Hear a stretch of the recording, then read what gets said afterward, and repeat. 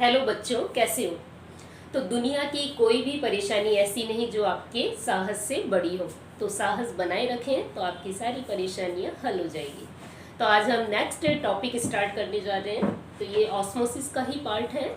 SPM, semi permeable membrane and types of solution, isotonic, hypertonic and hypotonic. तो next continue our class.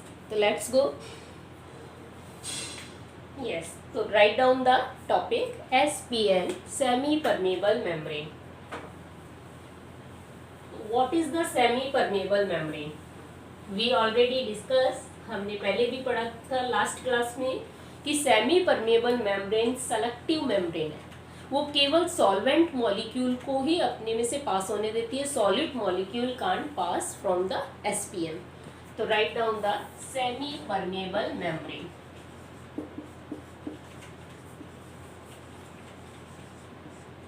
Semi permeable membrane,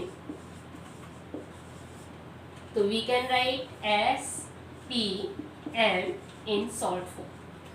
तो इसे हम semi permeable membrane को salt में SPM भी बोलते हैं। सेमी परमेबल मेम्ब्रेन विच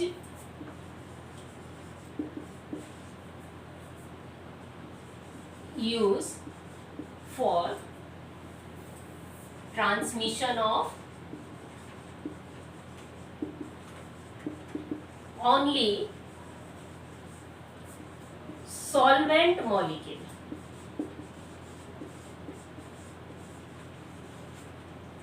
तो केवल कौन मूव करेंगे इसमें? Only solvent molecule, not for solute. Solute molecule इसमें आपके मूव नहीं करेंगे, केवल सॉल्वेंट। हमने पढ़ा भी था ऑस्मोसिस में। तो when solvent move from pure solvent to solution is called the osmosis। तो when solvent move from pure solvent to solution through semi permeable membrane is called the osmosis। तो what is the use of SPM in osmosis? as a membrane, as a filter। तो ये एक तरह से क्या करती है बेटा? फिल्टर करती है। अब इस SPM आपकी कितने टाइप की होती है? नेचुरल भी हो सकती है, ये जो हमें नेचर से मिलती है। नेचर में आपके एनिमल्स भी होते हैं, प्लांट भी होते हैं। तो एनिमल्स एंड प्लांट से हमें कौन सी एसपीएम मिलेगी? नेचुरल। एनिमल्स में आपकी होती है, एनिमल्स में पिग्स ब्लैडर। पिग्स ब्लैडर, तो pigs bladder use for SPM permeable। Next, synthetic is parchment or parchment। Next is cellophane, which is synthetic। This is natural and synthetic SPM is cellophane। Cellophane used as a SPM। तो there are some natural, synthetic, but natural और synthetic हम lab में use में नहीं ले सकते। their imperfection structure। तो lab के लिए फिर हम क्या बनाएंगे? Next, artificial. आर्टिफिशियल SPM कैसे बनाते हैं? कौन सी होती है?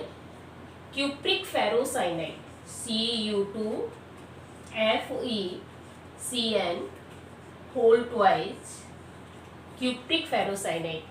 अब ये जो क्यूप्रिक फेरोसाइनाइड है, ये कैसी होती है? Gelatinous.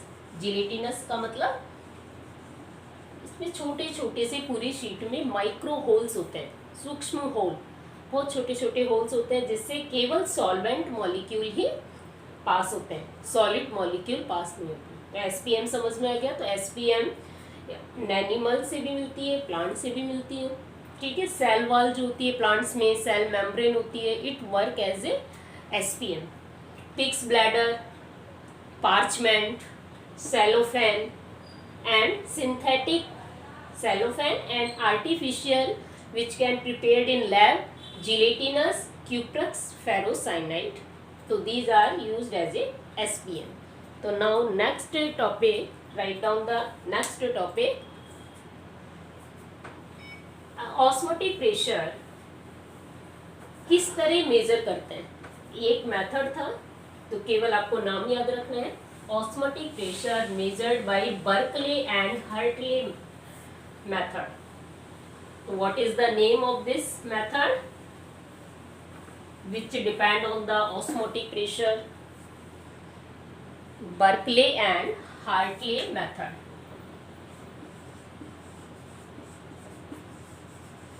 Berkeley and Hartley method used for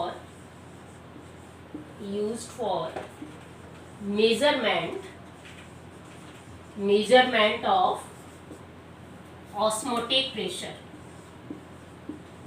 Measurement of osmotic pressure. तो कौन सा मेथड हम यूज में लेंगे? Berkeley and Hartley's method. तो Berkeley's and Hartley's method use for the measurement of the osmotic pressure. Now clear? Next, conditions. Next topic क्या है? Conditions for measurement of molar mass. अब मोलर मास हमने elevation boiling point से भी note किया, relative lawyering in vapour pressure से भी determine किया, और नेक्स्ट आपने डिप्रेशन इन फ्रीजिंग पॉइंट से भी किया, एंड लास्ट पॉइंट था ऑस्मोटिक प्रेशर से। तो सभी में कंडीशन सेम होनी चाहिए। कौन कौन सी कंडीशंस हैं जिससे हम मोलर मास एक्यूरेट मेजर कर सकते हैं? तो फर्स्ट कंडीशन क्या होगा? Solution should be dilute. Solution आपका कैसा होना चाहिए? डाइल्यूट होना चाहिए, not more than 5% should be dilute. Dilute का मीनिंग सभी समझते हैं। डाइल्यूट मतलब जब वाटर ज्यादा हो एक्सेस में और सॉल्यूट कम हो तो उसे हम डाइल्यूट कहते हैं। तो solution should be dilute. Second क्या होगा बेटा? सेकंड में जो सॉल्यूट है आपको याद होगा नॉन वॉलेटाइल होना चाहिए। अगर वॉलेटाइल होगा तो वो सारा वॉलेटाइल हो जाएगा, उड़ जाएगा, तो उसका कोई कंट्रीब्यूशन ही नहीं रहेगा। तो सॉल्यूट शुड बी वॉलेटाइल। तो हमारा सॉल्यूट कैसा होना चाहिए? वॉलेटाइल होना चाहिए। और third condition is very important, solute note dissociate. Dissociate का मतलब आयंस में ब्रेक होना। सपोज आपने NaCl ले लिया, वो आयंस में ब्रेक हो जाएगा। आपने एसिड ले लिया, वो एसोसिएट हो जाएगा। जैसे एसोसिएशन का मतलब जैसे छोटी छोटी बोल्स होती है एक साथ कलेक्ट कर दें, तो वो एसोसिएशन, एक तरह से गुच्छा बनना। डिसोसिएट का मतलब होता है एक आयंस बनना। तो सॉल्यूट नॉट डिसोसिएट और नॉट एसोसिएट। ठीक है, सॉल्यूट ना तो आपका डिसोसिएट होना चाहिए, ना ही एसोसिएट होना चाहिए। इट मीन्स सॉल्यूट इकट्ठा भी नहीं हो। इकट्ठा होने का मतलब एन मॉलिक्यूल आपस में जुड़ जाते हैं तो वह एसोसिएट हो जाते हैं। डिसोसिएट जब वो आयंस में ब्रेक होता है, NaCl convert into Na+ and Cl-, there are 2 ions. So in these conditions we should follow to measure the molar mass. तो हमें ये कंडीशन फॉलो करनी चाहिए। फर्स्ट, डाइल्यूट होना चाहिए। Second, volatile. Third, solute not dissociate और not associate. Clear? Now next point of osmosis, biological significance of osmosis. तो biological significance क्या है ऑस्मोसिस का? डेली लाइफ में ऑस्मोसिस किस में यूज में लिया जाता है?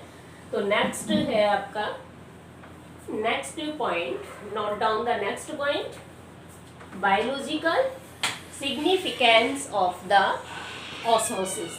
तो write down the next point, biological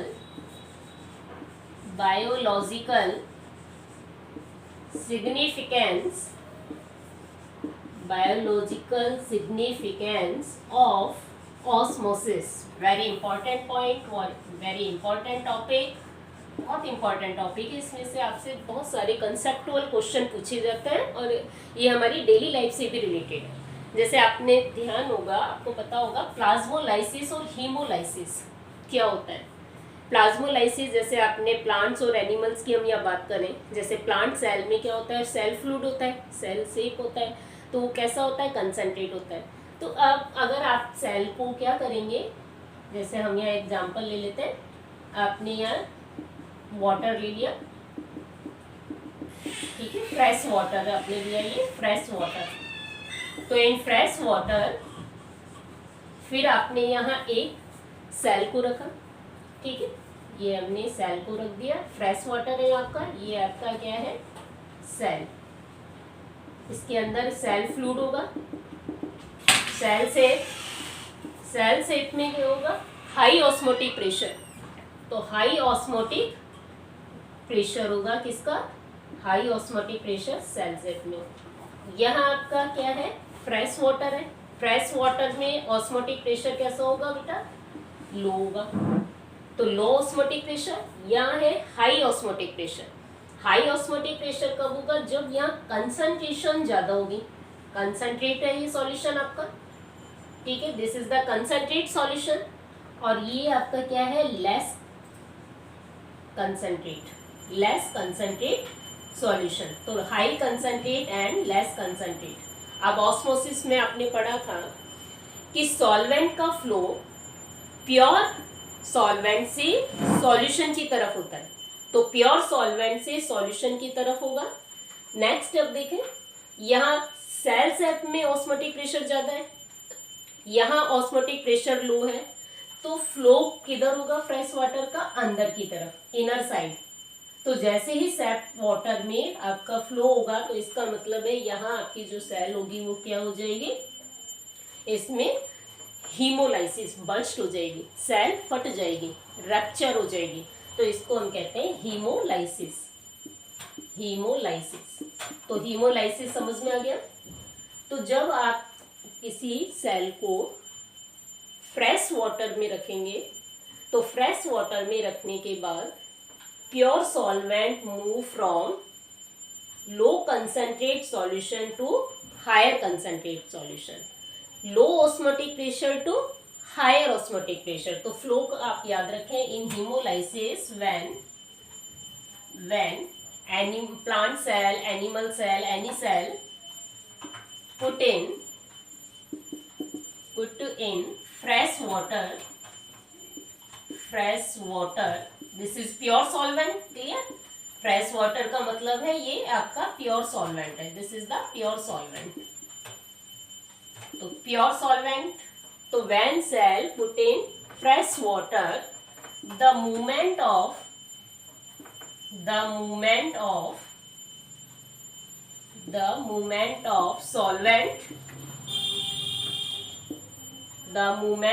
solvent from pure solvent to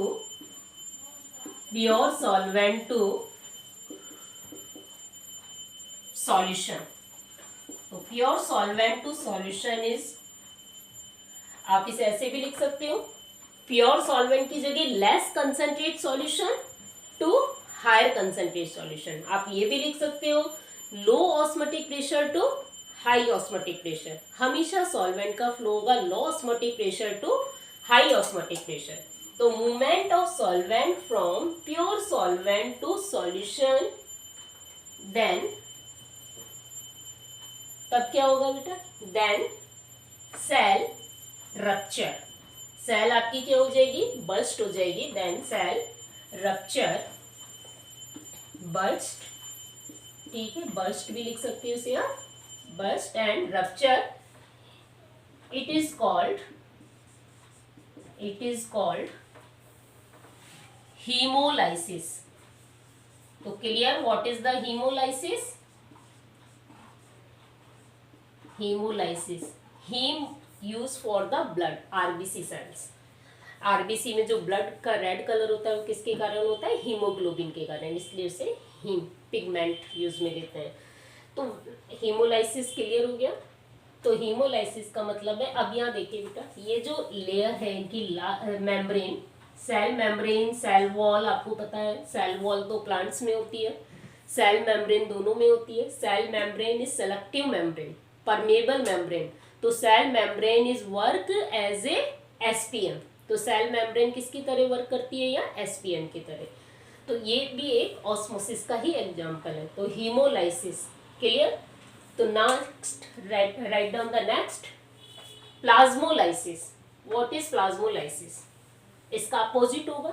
अब फ्रेश वाटर की जगह आप उसे सॉल्टी वाटर में रख दें सेल को, RBC cell, plant cell, animal cell, तो व्हाट हैपन, लिक्विड या जो सॉल्वेंट है वो आउटसाइड आएगा, बाहर की तरफ उसका फ्लो होगा, और बाहर की तरफ होगा तो वो सेल क्या होगी, श्रिंक हो जाएगी और मुरझा जाएगी, सिकुड़ जाएगी। तो देखिए नेक्स्ट इज प्लाज्मोलाइसिस। प्लाज्मोलाइसिस, तो व्हाट इज प्लाज्मोलाइसिस, जनरली आपसे पूछा जाता है, वेरी शॉर्ट क्वेश्चन। तो लेट्स सी। अब हम कंटेनर में क्या करेंगे बेटा, इस कंटेनर में हमने अब यहाँ कौन सा सॉल्यूशन ले लिया, salty solution, salt water, salt add कर दिया, तो हमने यहाँ लिया सॉल्ट वाटर।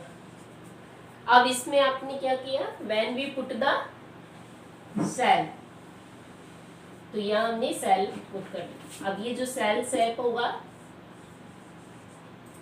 सेल लिक्विड को सेल सेप भी कहते हैं। यहाँ ऑस्मोटिक प्रेशर अब हाई होगा, हायर ऑस्मोटिक प्रेशर। क्यों होगा, because there is salt, water में आपने सॉल्ट ऐड कर दिया, नंबर ऑफ आयंस इंक्रीज हो गया, ऑस्मोटिक प्रेशर इंक्रीज हो गया। इसका मतलब यहाँ कंसंट्रेशन नाउ, कंसंट्रेट सॉल्यूशन है अब ये, तो कंसंट्रेशन कैसी होगी बेटा, हाई होगी। तो कंसंट्रेशन अब यहाँ हाई है, अब यहाँ कंसंट्रेशन आपकी कैसी होगी, लेस होगी, लेस कंसंट्रेशन। तो लेस कंसंट्रेशन, तो लेस कंसंट्रेशन का मतलब solvent move from SPM through SPM from less concentrate solution to higher concentrate solution, low osmotic pressure to higher osmotic pressure. So when it move here, तो then cell shrink, तो cell आपकी कैसी हो जाएगी, shrink हो जाएगी। तो shrink कैसे होगी, समझ में आ गया। अब लिखो इसे, write down the definition of plasmolysis. Again उसी तरह लिखना है, when a cell, RBC cell, any cell, तो when a cell put in salty water, जब आप एक सेल को सॉल्टी वाटर में ऐड पुट करेंगे, रखेंगे, तब क्या होगा, solvent move from less concentrate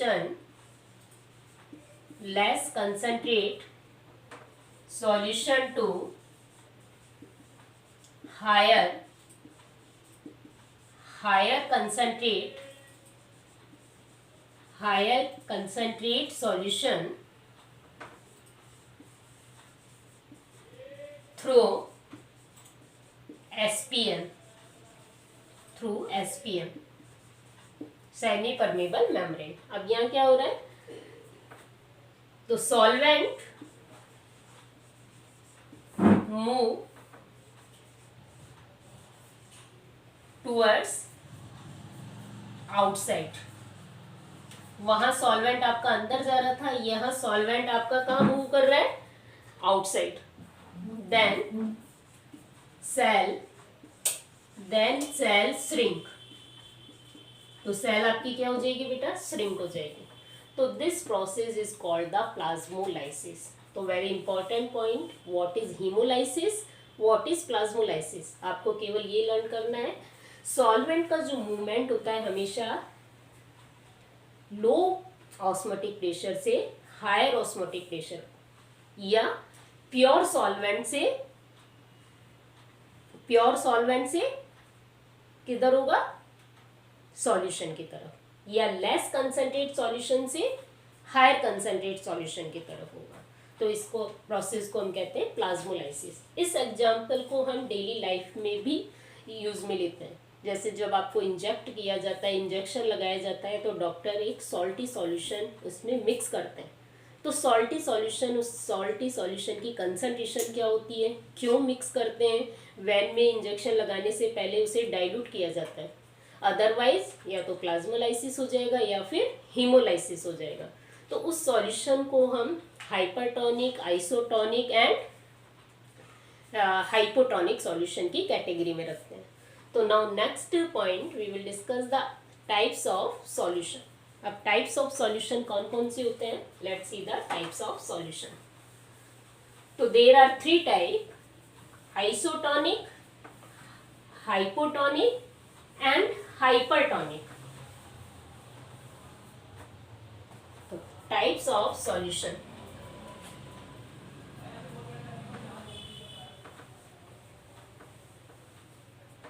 so there are 3 types of solution. First, isotonic.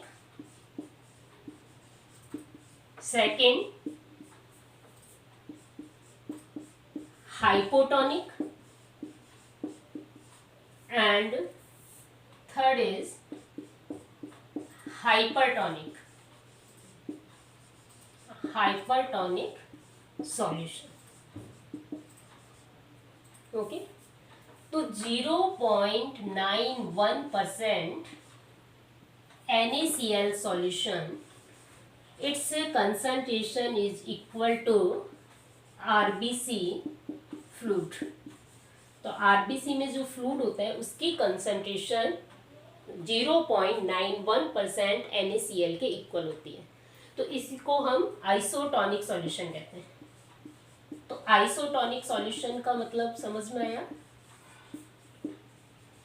Those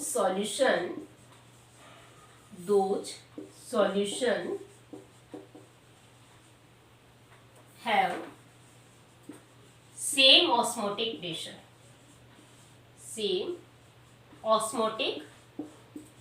pressure are called isotonic. तो आइसोटोनिक सॉल्यूशन अगर हम लें तो दोनों सॉल्यूशन आपने सपोज कर 0.91% NaCl solution and RBC cell, there is no any transfer, यह कोई फ्लो नहीं होगा। क्यों? क्योंकि दोनों का ऑस्मोटिक प्रेशर इक्वल है, इसलिए there is no flow left and right side, यहाँ कोई भी फ्लो नहीं होगा। ठीक है, ना तो एंड ऑस्मोसिस ना एक्स ऑस्मोसिस। तो इसको हम कहते हैं आइसोटोनिक सॉल्यूशन। सेकंड क्या है आपका? Hypotonic and then hypertonic. अब हाइपोटोनिक सॉल्यूशन, दो solution have less than osmotic pressure than other solution. Hypotonic, isotonic आपने पढ़ लिया। सेकंड है हाइपोटोनिक। हाइपोटोनिक में क्या होगा बेटा? हाइपो का मतलब कम, लेस, हाइपो का मतलब होता है कम। तो when osmotic pressure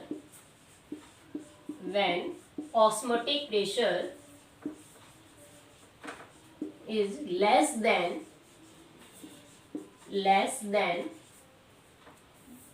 0.91% NaCl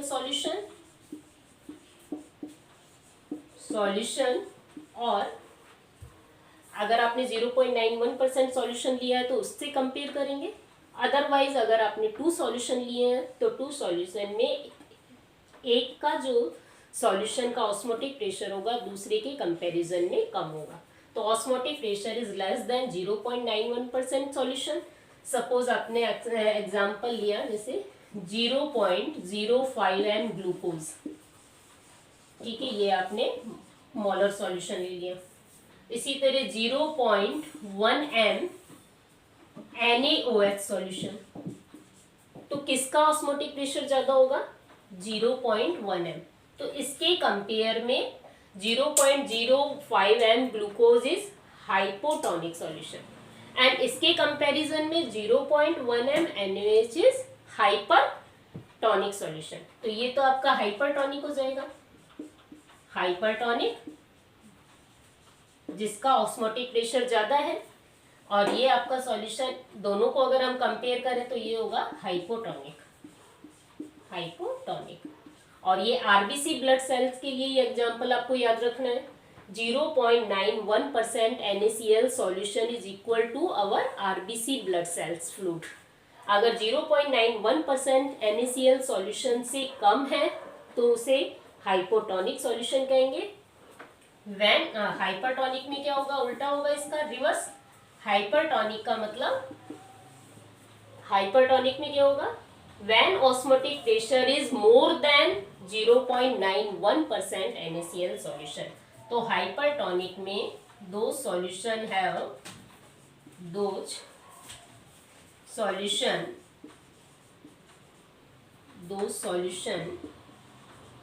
have higher osmotic